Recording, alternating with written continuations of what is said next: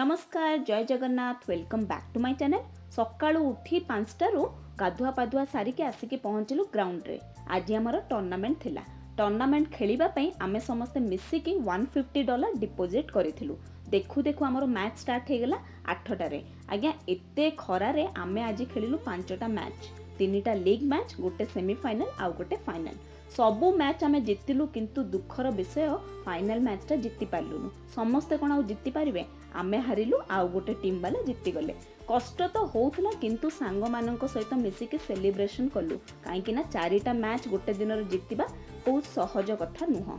Celebration सारिबा परे सांग मानक सहित देखा साक्षात हेकी घरे आसिकी पहुँचे तो डिनर टाइम हे गला। आउ एते खेला खेली खरार मोर एनर्जी नथिला रोसई करिवा पई। सेथिमे बाहर को जाईकी डिनर टिके बर्गर आउ किछि फ्राइज खाइदेली। वीडियो भल लागिले मो चैनल को टिके सब्सक्राइब करिवे।